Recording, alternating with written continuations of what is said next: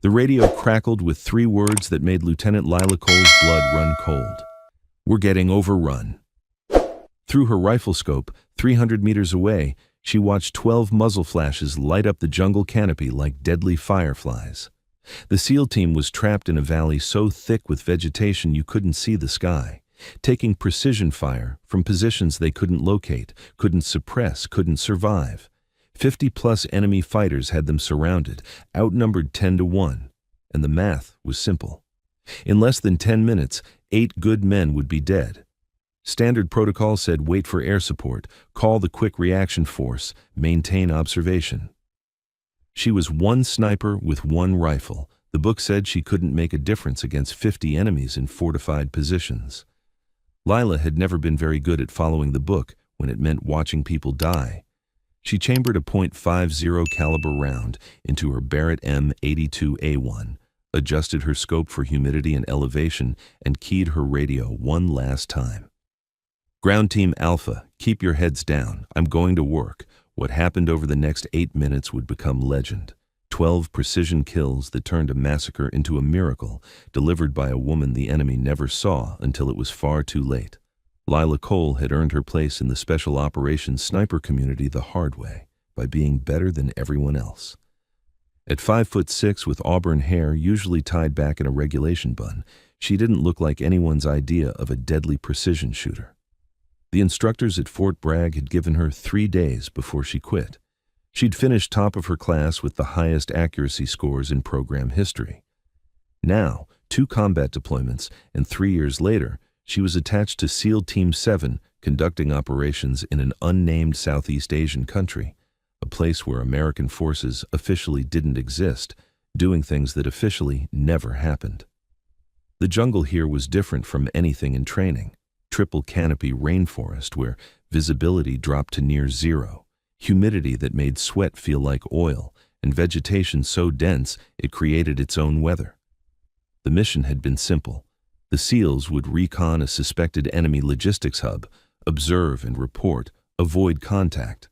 Lila would provide overwatch from the ridgeline, making sure nobody approached their insertion point. Intelligence had been catastrophically wrong. What they'd called a suspected logistics hub was actually a forward operating base for a battalion-strength enemy force that had been waiting for exactly this kind of American incursion. The ambush had been textbook perfect. The SEALs moved into the valley on what appeared to be a game trail, maintaining noise discipline that would have made them invisible to most enemies. But whoever planned this ambush had studied how American special operations units moved. They'd let the SEALs penetrate deep into the kill zone, then triggered the ambush from elevated positions on 3 sides. The 4th side was blocked by a river too deep and fast to cross under fire. Classic L-shaped ambush, no escape, no cover, no chance. Lila had watched it unfold through her scope, her elevated position giving her a bird's-eye view of the entire nightmare. Muzzle flashes appeared simultaneously from a dozen positions. The SEALs immediately returned fire and tried to maneuver, their voices calm and professional on the radio, even as their world turned into hell. Then came the first casualty report, then the second, then the assessment that made her heart stop. "We are outnumbered approximately 10-1. Enemy has superior positioning and fields of fire. We need air support now, or we're not getting out." Air support was 30 minutes out. The quick reaction force was 45 minutes away. The SEALs had maybe 10 minutes before the enemy closed in for the kill. Standard procedure said maintain observation, provide intelligence, coordinate incoming support. She was one sniper. The book said she couldn't make a difference.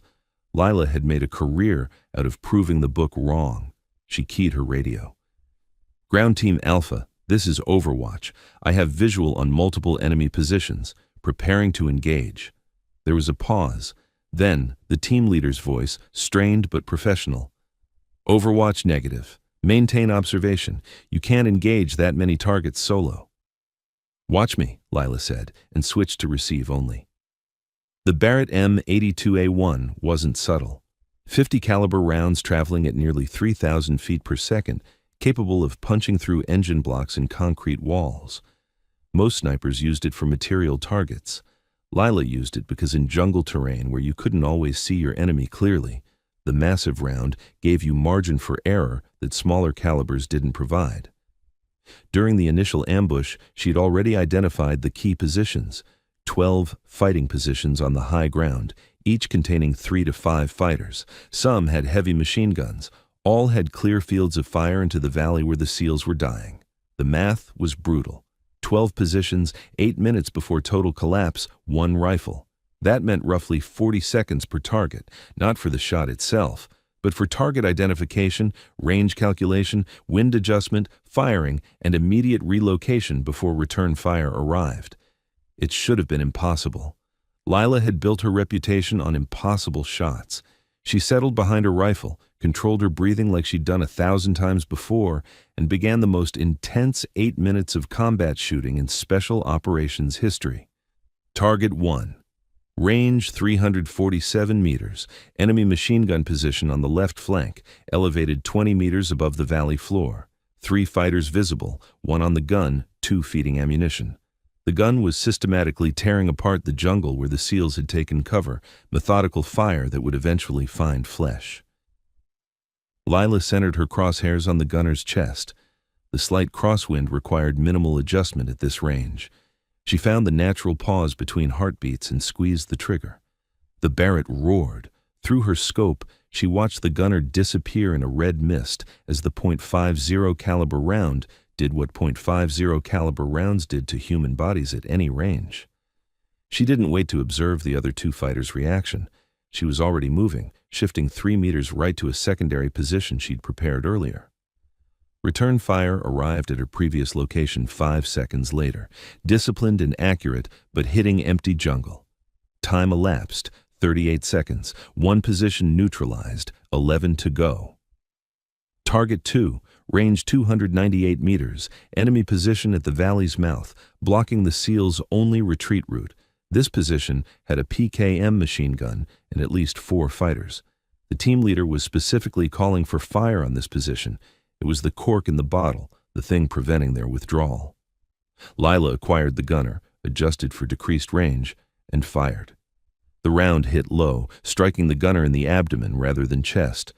With a .50 caliber, it didn't matter. Center mass anywhere meant catastrophic trauma and instant incapacitation. She was moving before the spent casing hit the ground, relocating to position 3. Her philosophy was simple. Shoot and move, never fire twice from the same spot, never give the enemy a stationary target to acquire. Time elapsed, 1 minute 19 seconds, 2 positions down, 10 to go. Target 3, range 412 meters, enemy position on high ground to the right, with excellent overview of the entire valley. This was a leadership element. She could see 2 fighters with radios, directing fire for the other positions. Lila took an extra second for this shot. Longer range meant more wind drift, more bullet drop, more time for the round to travel. She steadied her breathing, found the pause between heartbeats, and squeezed. The spotter with the radio dropped like someone had cut his strings. The second fighter grabbed for the radio, trying to maintain coordination. Lila had already chambered another round. Second shot, second kill. The leadership position went silent. Immediately, the enemy's coordinated fire began to falter. Without central coordination, each position was operating independently, without mutual support or tactical awareness. Time elapsed, 2 minutes 15 seconds, 4 kills, 8 positions remaining. "Overwatch, whatever you're doing, keep doing it," the SEAL team leader called. "Enemy fire is decreasing. We're getting some mobility back." Lila didn't respond. She was already scanning for target 4, her breathing controlled, her mind locked into what instructors called the zone, that state where time seemed to slow down, where every variable was crystal clear, where impossible shots became routine. Target 4, range 356 meters, another machine gun position, firing from behind a fallen log that provided excellent cover. The gunner was smart, exposing himself for only seconds at a time to fire controlled bursts, then dropping back. Lila waited. Patience was a sniper's greatest weapon. The gunner would have to expose himself to fire effectively. When he did, she'd have maybe 2 seconds. There. The gunner rose, shouldered his weapon, began traversing fire across the SEAL position. Lila's crosshairs were already waiting for him. She fired the instant he appeared. The round hit him in the upper chest. The massive energy transfer, over 10,000 foot-pounds at this range, threw him backward and over the log he'd been using for protection. Time elapsed. 2 minutes, 58 seconds. 5 down, 7 to go. By now, the enemy had figured out they had a serious sniper problem. Return fire toward her general area intensified, but they couldn't pinpoint her exact location. She was using terrain, vegetation, and constant movement to stay ahead of their targeting. Rounds cracked through the trees around her, some close enough that she heard the supersonic snap as they passed. She ignored them. Fear was a luxury she couldn't afford. The SEALs were depending on her. Target 5. Range 289 meters. Enemy fighters attempting to flank the SEAL position from the left, moving through thick undergrowth. This was the most immediate threat. If they succeeded in flanking, the SEALs would be caught in crossfire with no cover. Lila tracked the lead fighter through the vegetation. Harder shot, moving target, partial concealment, shorter range meaning less reaction time. She led the target slightly, accounting for his movement speed and direction, and fired. The round caught him in the side as he moved between two large trees. He dropped instantly. The fighters behind him immediately went to ground. Their entire flanking maneuver stopped cold by one well-placed shot. Time elapsed. 3 minutes, 44 seconds, 6 positions neutralized, 6 remaining. Halfway there, 4 minutes of continuous shooting that felt like 4 hours. Her shoulder was bruising from the Barrett's recoil, despite proper technique and the weapon's excellent recoil management system. Sweat was running into her eyes despite the headband. Her hands remained steady, but she could feel adrenaline starting to fade, fatigue creeping in at the edges. She pushed it aside. The SEALs didn't need her tired. They needed her lethal. Target 6. Range 445 meters. Long shot. Enemy position on the opposite ridgeline, attempting to target her location with a designated marksman rifle. She could see the glint of his scope as he scanned systematically for her position. This was personal. Sniper versus sniper, a duel of skill and patience. He was good, methodical, had almost located her twice. But Lila had been doing this longer, in worse conditions, against better opponents. She found him through her scope, calculated the long-range shot accounting for increased wind drift and significant bullet drop, and fired. At this range, the bullet took over a second to travel. She watched through her scope as the distant figure jerked and fell backward, his rifle clattering away down the rocks. Time elapsed. 4 minutes, 38 seconds. 7 down, 5 to go. The volume of enemy fire was noticeably reduced now. The SEALs were using the respite to reorganize, treat their wounded, and prepare for withdrawal. But they were still effectively pinned. Lila needed to eliminate the remaining positions before they could safely move. Target 7. Range 312 meters. Enemy fighters regrouping behind a large boulder, trying to coordinate a renewed assault. She could see 3 fighters in close proximity, dangerously close. Lila aimed for the center fighter. At this range, with the Barrett's massive .50 caliber round, there was a significant chance of over-penetration, the round passing through one target and hitting another behind it. She took the shot. The round hit the center fighter and kept going, striking the fighter directly behind him. 2 kills with 1 bullet, unintentional but devastatingly effective. The third fighter broke and ran, abandoning his position entirely. Time elapsed. 5 minutes, 21 seconds, 9 positions down, 3 remaining. "Overwatch, we're preparing to move," the SEAL team leader called, his voice carrying new hope. "We need those remaining positions suppressed for withdrawal." "Working on it," Lila responded curtly, already searching for Target 8. Target 8, range 267 meters, the closest remaining enemy position, which also made it the most dangerous to her. A heavy machine gun team providing sustained suppressive fire, keeping the SEALs pinned in place. The gun shield made targeting the gunner directly almost impossible. Lila shifted her aim to the ammunition bearer, feeding the belt into the weapon. The round hit him center mass, and in his death spasm, he pulled the ammunition belt sideways, jamming the gun mechanism. The gunner immediately turned to clear the jam, exposing himself completely from behind the protective shield. Lila's follow-up shot caught him before he could fix the problem or take cover. The heavy gun went silent. Time elapsed. 6 minutes, 29 seconds. 11 positions neutralized. 1 remaining. 1 minute and 31 seconds left in her self-imposed 8-minute window. one more critical target. Then, the SEALs could execute their withdrawal under covering fire from the incoming helicopters she could now hear in the distance. Target 9. Range 389 meters. The last significant enemy position she could identify, another leadership element attempting to rally the remaining scattered fighters for a final desperate assault. Two fighters with radios and maps spread out before them, clearly officers or senior NCOS trying to coordinate what was left of their ambush. This needed to be absolutely perfect. Take them both out decisively, shatter the enemy's command structure completely, and the remaining fighters would likely withdraw rather than continue a fight they were clearly losing. Lila took a deep breath, forcing oxygen into muscles that were beginning to fatigue. She acquired the first target, an officer gesturing emphatically while speaking into his radio. She fired. Kill. She chambered another round with practiced speed, shifted smoothly to the second target who was already reacting, already moving. She led him slightly, anticipating his movement away from his fallen comrade. Fired. The second officer dropped before he'd made it 3 steps toward cover.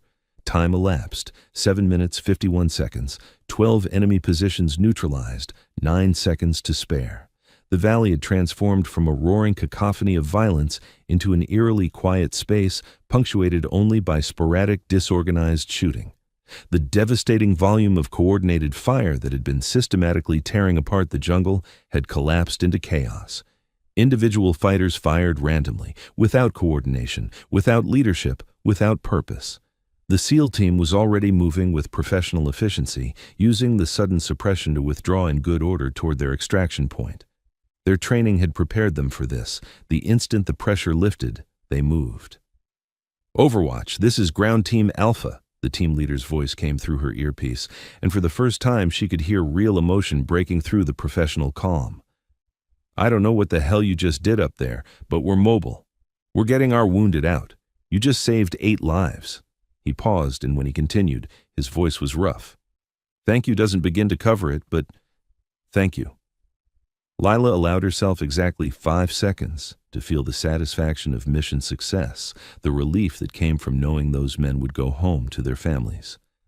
Then, professional survival instinct took over. She was moving immediately, breaking down her position with practiced efficiency, preparing for her own extraction. The enemy would be actively searching for her now, and staying in one location was suicide. Every sniper knew the rule. The most dangerous time is right after a successful engagement, when the enemy knows you're out there and is hunting specifically for you. She humped her rifle and gear through the dense jungle toward her backup extraction point, moving with the careful, deliberate pace that kept operators alive in hostile territory. Behind her, the sound of helicopter rotors grew louder, the quick reaction force arriving to provide covering fire for the SEAL team's withdrawal. Her radio crackled with a new voice, deeper and more authoritative. Overwatch, this is QRF Actual. SEAL team is secure and loading. What's your status? Mobile and clear, Lila responded professionally, her breathing controlled despite the physical exertion. Proceeding to alternate extraction point. No immediate pursuit detected. Copy that. Sanitize your position and move to Lima Zulu. We'll have a bird waiting. Extraction in 30 mics. Lila confirmed and kept moving steadily through the jungle. 30 minutes to cover 2 kilometers of dense tropical terrain, reach the designated landing zone, and disappear before anyone came looking for the sniper who just turned a guaranteed massacre into an against-all-odds withdrawal. She made it in 23 minutes. The helicopter was already on the ground, rotors turning, when she emerged from the tree line. The crew chief waved her aboard urgently. As she climbed in and the bird lifted off, she finally allowed herself to fully process what had just happened. 12 precision shots, 8 minutes, 8 lives saved. Not bad for a day's work. The after-action review took place 72 hours later in a classified facility that officially didn't exist, with people whose names were redacted from all official documentation. Lila sat across from a full bird colonel from Special Operations Command, a SEAL team commander she recognized from previous operations, and her own unit's commanding officer. The walls were bare, except for a large monitor displaying drone footage, radio transcripts, and ballistic analysis from her engagement. The colonel spoke first, his voice neutral and professional. Captain Cole, I've personally reviewed all available footage from your engagement. I've also reviewed the SEAL team's helmet camera recordings, radio intercepts, and ballistic reports from the scene. Before we proceed, I need you to walk me through your decision-making process in detail."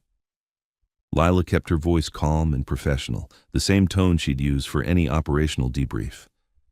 "Sir, Ground Team Alpha was pinned down with multiple casualties, effectively surrounded and outnumbered approximately 10-1 based on muzzle flash count and radio intercepts. Air support was estimated at 30 minutes out minimum. Standard doctrine would have dictated that I maintain my observation post and coordinate incoming support." "But you didn't follow standard doctrine," the colonel stated flatly. "No, sir. I conducted a tactical assessment and determined that the team had less than 10 minutes before being overrun based on enemy movement patterns and the volume of fire.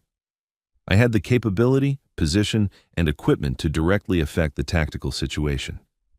I assessed that taking action offered a higher probability of team survival than maintaining observation. By engaging 50-plus enemy combatants with a bolt-action rifle. By systematically eliminating the enemy's command and control structure and key weapon systems, sir," Lila corrected respectfully. "I didn't need to neutralize all 50 fighters. I needed to eliminate the 12 positions that were coordinating their fire, providing heavy weapon support, and directing their tactical movements. Remove the coordination and heavy weapons, and 50 fighters become 50 individuals without a unified plan." The SEAL commander leaned forward, his weathered face showing the strain of recent combat. "Captain, my men are alive right now because you disobeyed your explicit orders and conducted what was essentially a solo direct action mission in enemy territory. I want to be absolutely clear about something. From my perspective, and from the perspective of every operator in that valley, you showed exceptional tactical judgment, remarkable combat skill, and saved American lives against impossible odds." He paused, glancing at the colonel. "However, from a command perspective," the colonel sighed heavily.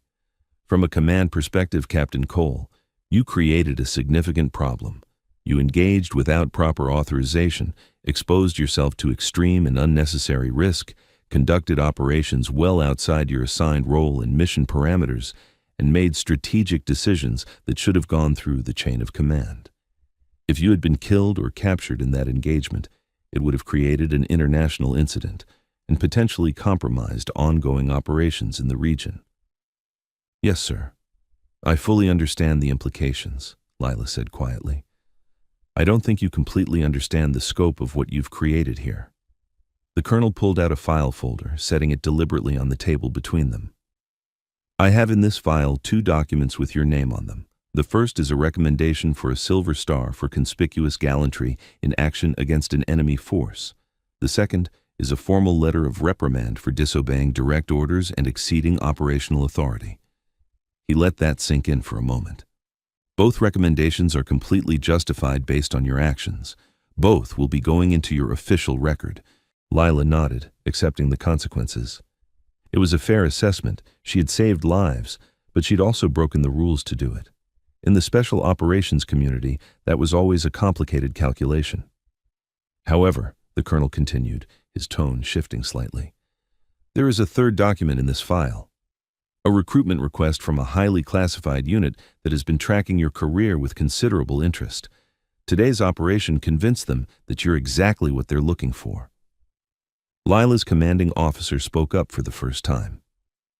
"Captain Cole, this unit specializes in operations where one operator with the right combination of technical skills and independent judgment can achieve strategic effects in denied areas. Long-range precision targeting in locations where conventional forces can't operate. Solo infiltration and engagement in environments where backup isn't available and won't be coming. The kind of work where you're alone, unsupported, and expected to make tactical and sometimes strategic decisions in real time that will either save lives or create international complications."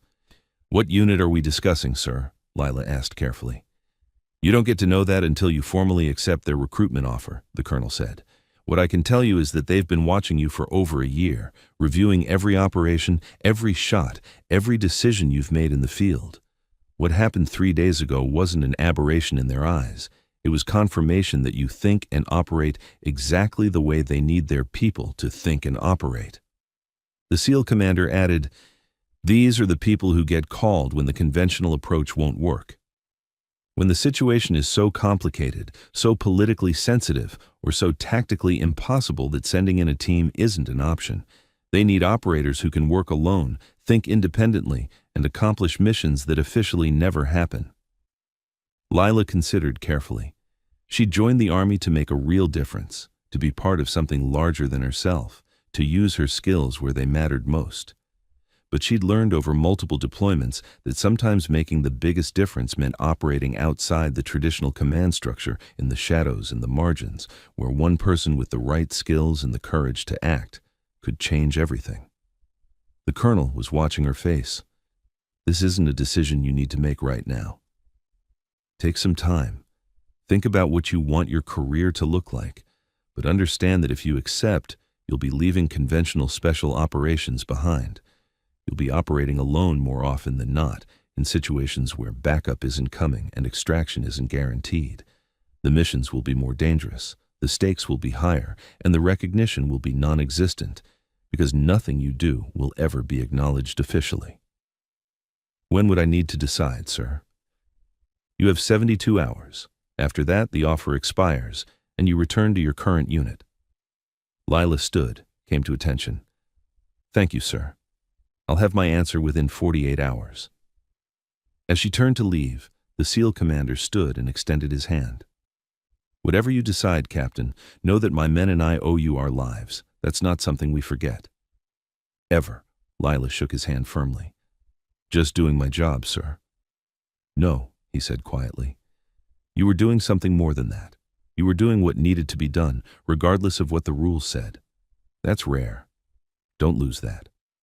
Lila spent the next 48 hours reviewing her career, her motivations, and what she wanted to accomplish with the skills she'd spent years developing. She thought about the 8 men who went home to their families because she'd refused to follow the book. She thought about all the other situations where one skilled operator in the right place at the right time could mean the difference between mission success and catastrophic failure. She made her decision in 36 hours. 18 months later, Captain Lila Cole, though she no longer used that rank in her current assignment, stood on a different ridgeline in a different unnamed country, watching through her scope as a convoy of vehicles moved through a narrow mountain pass. The mission brief had been characteristically simple. Eliminate a high-value target traveling in the third vehicle, an individual whose continued existence represented a significant threat to regional stability and American interests. Simple, except the convoy consisted of 12 vehicles with over 60 heavily armed security personnel and mobile air defense systems that made any form of helicopter insertion or drone strike impossible. The conventional approach would have been to wait for a better opportunity, a more favorable tactical situation. But intelligence indicated this was a now or never scenario. Miss this window, and the target would disappear into a location where even this unit couldn't reach him. Lila had spent 3 days infiltrating to this position, moving alone through some of the most hostile terrain on Earth, carrying her rifle and enough supplies to survive. She'd been in position for 18 hours, waiting for the convoy to appear, calculating wind patterns, temperature variations, and the dozens of other variables that affected a shot at this range. 847 meters, steep downward angle, variable mountain winds, moving target in an armored vehicle, a shot that most snipers would call impossible. Lila had built her reputation on impossible shots. She chambered a round, made her final calculations, and settled into the shooting position she'd refined over thousands of hours of practice. The SEALs from that jungle operation had sent her a gift before she'd transferred to her new unit, a custom-made patch that she now wore on her gear, unofficial and against regulations, but deeply meaningful. 12 targets, 8 minutes, 1 shot, 1 kill, no excuses. She'd earned that patch in a valley choked with jungle when she'd proven that sometimes the most dangerous person on a battlefield is the one with the patience, skill, and absolute determination to take the shot when everyone else says it's impossible. The convoy approached her optimal firing window, the third vehicle moving at approximately 40 kilometers per hour. The target would be visible through the window for approximately 2 seconds as the vehicle rounded a curve in the road. 2 seconds to change the strategic situation in an entire region. 2 seconds to justify 3 days of infiltration and 18 hours of waiting. Lila controlled her breathing, found the natural pause between heartbeats, and reminded herself of the fundamental lesson she'd learned that day in the jungle. The book says one sniper can't change the outcome of a battle. But the book doesn't account for snipers who refuse to accept impossible, who refuse to let good people die while following rules that don't match the reality on the ground. The target vehicle entered the curve. Through her scope, she could see the passenger clearly, exactly who intelligence had said would be there.